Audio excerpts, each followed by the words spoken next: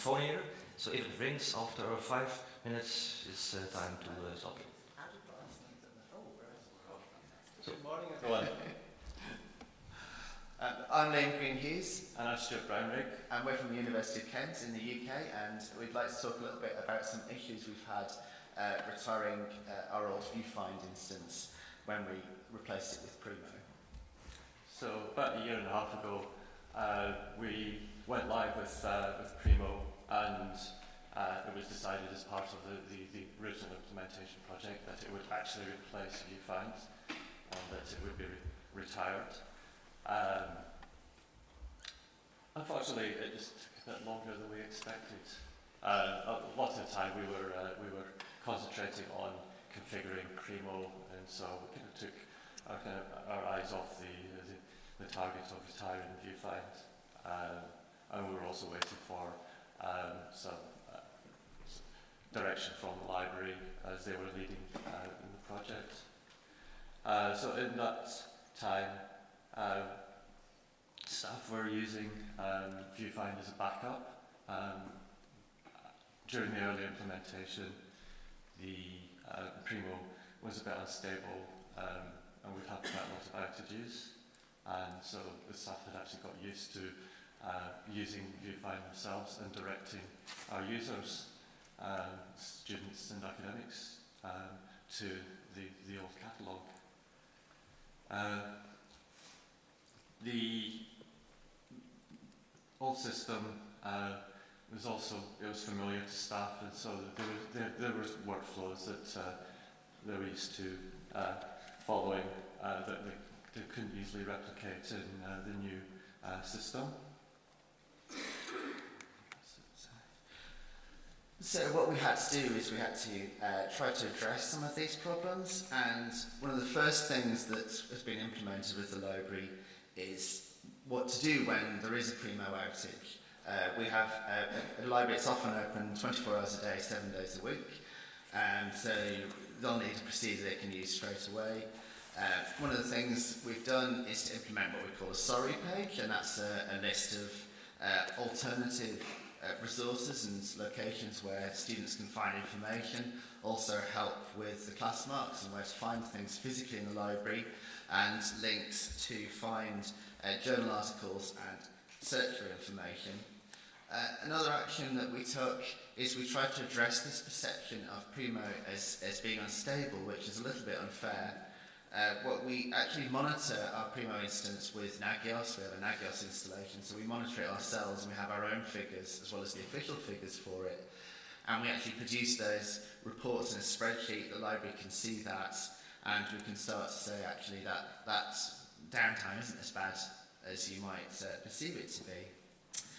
Another action we took is that we found there was a little bit of a functionality gap in Primo for staff, that they like to have this quite raw mark view, and it's just the sort of the fields as they are in Voyager, which is our current LMS. So we've built a new tool, very lightweight tool that uses the Voyager APIs and can display that raw mark information, and also a bookmarklet that will take them from the Primo record and will display that. So, learning from our experience, we've got a replacement of our library management system coming up, so we don't want to fall into the same trap of running two systems for 2 years or more. So the things that we've learned from the Viewfind situation is that we need to set a fixed switch-off date and work towards that.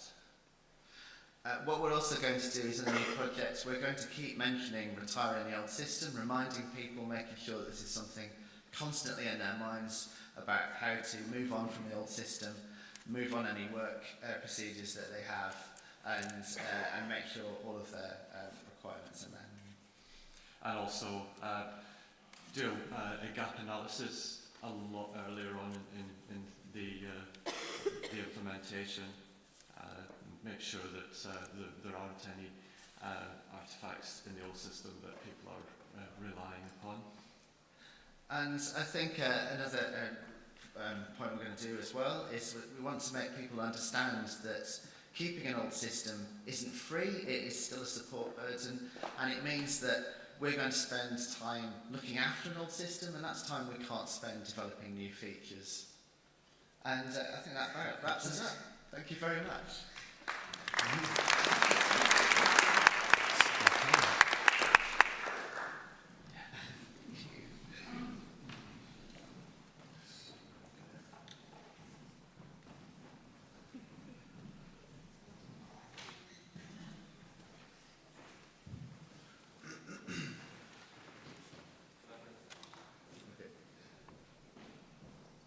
Hi everyone, my name is Dominic Cornwall. I'm a developer with a librarian background at the European Southern Observatory, and in the library specifically. And we're starting a new project, a DOI service at EZO. So the requirements are that EZO has decided that we wanted to start using DOIs. We want to mint them for, we have a couple of publications. One is called The Messenger. The other one is called the CAP Journal, stands for Communicating Astronomy to the Public. Then the other thing we want to use the DOIs for, which is going to be the majority of it, is data sets recorded by the telescopes. And those are in our data archive. I say our, it's EZO's, but not the libraries, it's a separate department. And telescopes don't just rely on, or I should say modern astronomy doesn't just rely on images, it's a lot of numeric data. So anyway, the requirements for this service then are going to be to harvest the metadata, to serialize it in DataSite XML, then submit this metadata to DataSite to register the DOI. And then the service also needs to serve as a persistent metadata store, serve a landing page. This is a sort of a DataSite requirement, that when you resolve a DOI, you don't want to just go to some random file with no explanation. You want to serve a landing page, and people can see this metadata, a description of what is this data or this article or whatever. And then offer at least some basic search functionality. So we're still in a very early phase with this. We've done needs assessment. I've spent a lot of time with the ISO standard for DOIs and the DataSite policies and the metadata schema. Also looking at what kind of stack we want to use and what kind of architecture for the app. And then I've mapped the existing database fields, at least for the publications, to the DataSite metadata schema. So my plan going forward is to use a framework for PHP called Silex, which is supposed to be sort of a lightweight framework that uses the Symfony components, and a relational database and Solr for the search. And I'm going to kind of start off by harvesting this metadata for the articles from a database that we control, but I want to move to a more of a REST API, especially when our data archive wants to start minting DOIs. We would, rather than me harvesting their metadata, I want them to, send me a post request with the metadata that they want to register. And then maybe a little later down the road, on the fly DOI minting, so that a researcher who assembles a collection of data sets, for example, could go ahead and request a DOI on the spot, and then they can use that in their publication. This isn't our idea. We got this from another organization, another astronomical library in the US.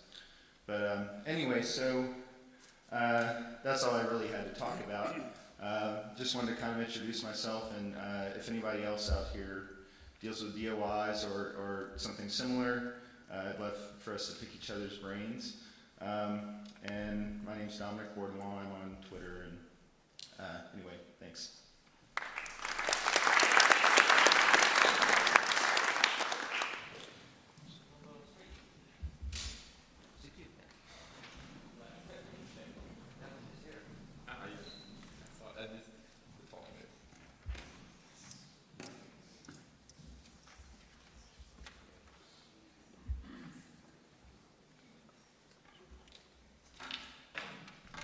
You have 5 minutes.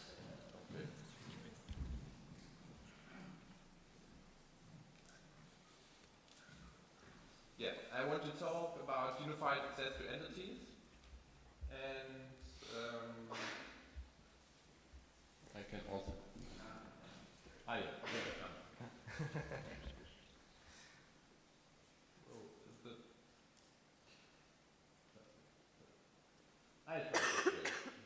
You don't speak everything, but you can hear what I talk about.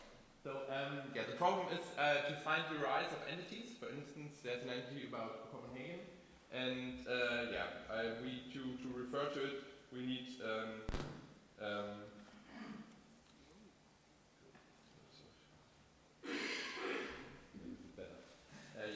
to refer to it, we need the URI. The other problem is to get labels. If we have a known entity within our URI, so two little use cases and two problems, and the solution is an API specified and a data format. You can look up all the specifications. The API called Elma is first as a task is entity search. So there's just one query parameter search. Here we search for Copenhagen and get back a list of URIs to be used for type ahead in form fields for semantic tagging, for instance. And the return format is open source suggestions, so nothing new. And the lookup of an entity, there's another query parameter URI. So for instance, entity from Wikidata, I want to get the labels or at least some information. So I get back this record with different labels, preferred labels in different languages, and some optional fields that are cut here. And the return format can be, it's recommended to use this JSCOS format that I also specified. And JSCOS is just, it's based on SCOS, so we have some known fields from SCOS, pref label, RORDA, narrow, and so on. Then some common properties from other ontologies that are very typical in entities, for instance, the home page, or the next, or previous entity, or the start date, or end date. So that's kind of Dublin core for entities, I would say. It's all JSON format and based on JSON LD. So can be mapped back to RDF, but extended with optional closed world statements. So in RDF you can't say there are narrow concepts, but I don't tell you what, or this concept has no narrow concept, other narrow concepts, and with a little extension, the extension is compatible with JSON LD, and you can also state that so some instance has connection to other entities, but this has to be looked up further. You could ask why we need for such a simple thing specification at all. This use case is so common in a lot of applications that everyone has implemented in its own way. So so you always have to find out how it's done. And so I thought the simple task of two different query types and one return format should better be specified. But as it has already been implemented by other people in other ways, you can just build a wrapper. And so I did, at least for the lookup, it's easy to do a wrapper. For search, it's better to index in your own Solr index. But for lookup, I have implemented several wrappers, and every day there's something new via Wikidata, ORCID, and so on. And it's all the same return format here. Yeah, that's all.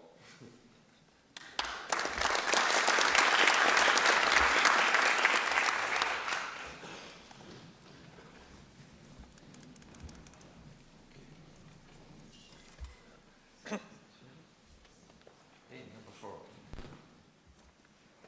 You have 5 minutes.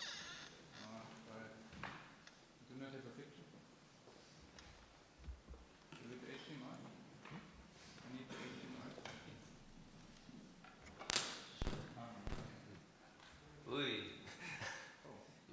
Okay. Good.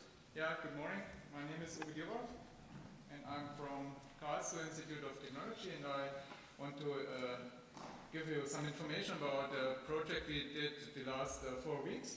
I had only this one slide. Create your own application matrix by using the toolchain StatsD, Graph it in Grafana. Perhaps heard about it. And the motivation was we have a service which we were hosting since 20 years. It's a virtual catalog, and I asked my student worker to have a good idea because he is more up to date than we are. And do you have a good idea concerning making new statistics?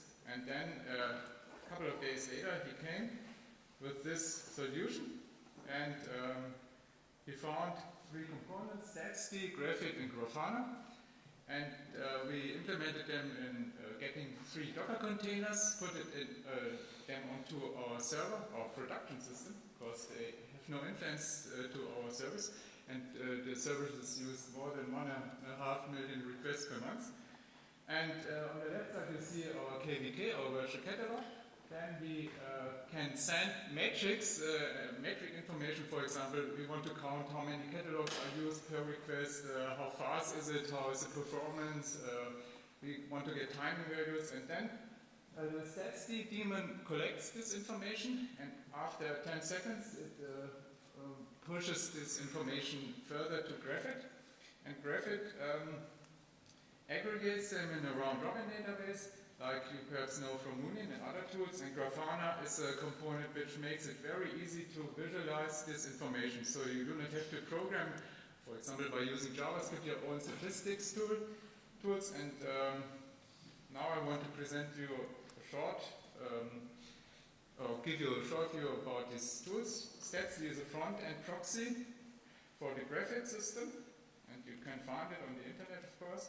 And Graphit is a tool to store numeric time series data, so it's not comparable to the other toolchain which you have known about. It's Logstash, Elasticsearch, and Kibana, but it's similar, and for me it's much easier to use. And Graphit is capable to render graphs, but it's a little bit tricky to use it. And Grafana is a tool which makes such pretty graphs. And that's our own dashboard, for example, which we implemented 2 weeks after we have set up this installation. And for us, it's a very comfortable way, because, for example, you can use, these are the catalogs per query, and you can also look on one catalog. And so you can give this possibility also to end users. They do not need the IT anymore. You only ask them, do you want to have a counter or timing value? Do you need some metrics? You can give them a desktop icon, and they could count, for example, how often they leave their room, and you can create such metrics if you want, and you can visualize it. And Grafana is a very cool tool, because perhaps you know this effect. We have KVK, which has more than 1 million requests per month, and other projects which have 1,000 times less. And if you put this information into the same graph, then all the other information is nearby now, and you could only realize our most used service. And with this tool you can use charts which have a left and a right y-axis and so on. And it's very easy to use, and I want to encourage you to do it. It's very easy, and Docker makes it much more easier, and perhaps I could give you a good idea to start in the next week. Thanks.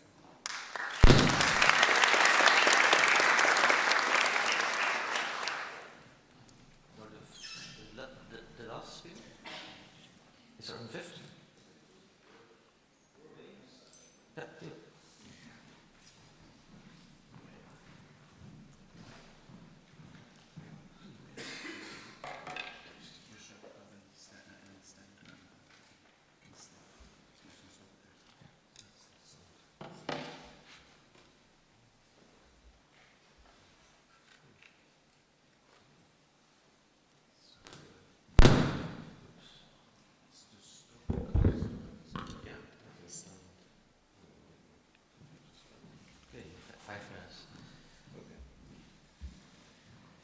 Yeah, yeah. It'd be nice if you could see what I was seeing. There you go, yeah. Yesterday we had a talk from the guys from Index Data and Ken Chad, and they were talking about Folio. We've been working on quite a similar system for several years now. So we have this LSX, which is Library System Extended. I didn't choose any of the names, so don't talk about that to me. Anyway, you can download the source code immediately and you will have something approaching a working library system. It will go live in September, crossing our fingers, or crossing our not losing our jobs, because that's the way it is when you're a commercial type. Stack, Docker containers, microservices, whatever. It's all obvious stuff these days. You know, everyone is doing it, so why don't you? More interestingly is this system actually functioning. I'll just do a bit of mashing here. I'm creating work just quickly. Okay.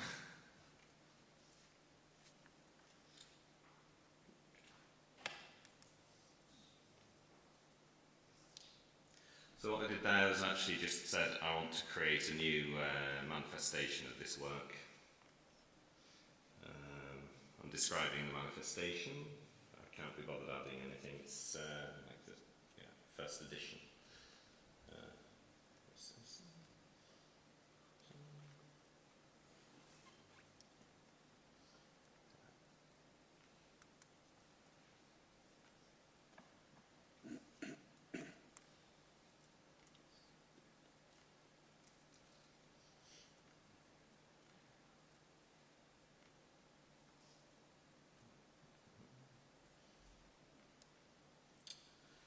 Looking through the work, I see that it's all actually been filled in previously because I just attached this to a work rather than anything else. I can add some authorities to this. Say it's there's no existing authority for romance novels, so I will just say let's create one on the fly.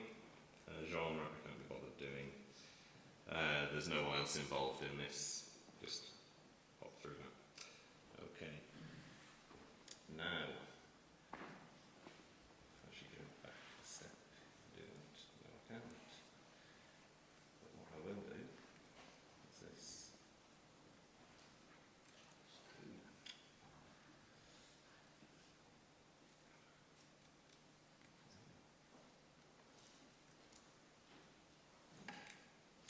Now I've cheated a bit because I'm using a local example of this, and as you see, we have two things, and I just registered the one from 2016.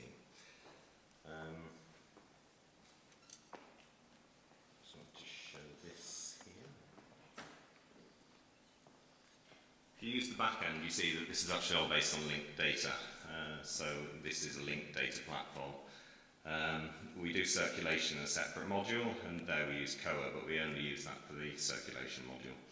I could have shown you that this also is replicated down into Koa as Mark 21, but I actually can't be bothered because we've all seen Mark 21 in library systems before.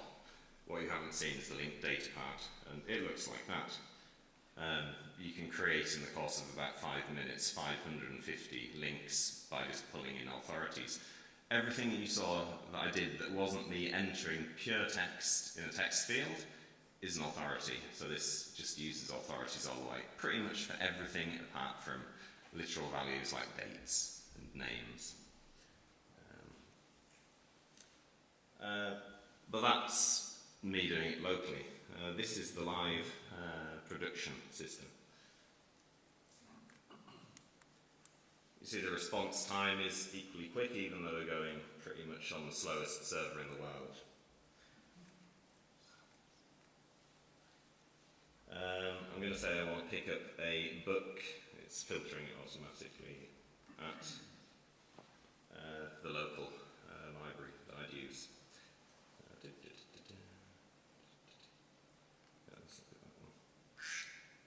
This is when it crashes. There you go.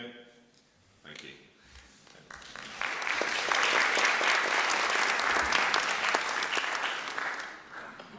Thank you. Let's thank all the speakers here, and then we can switch to the first talk of the day.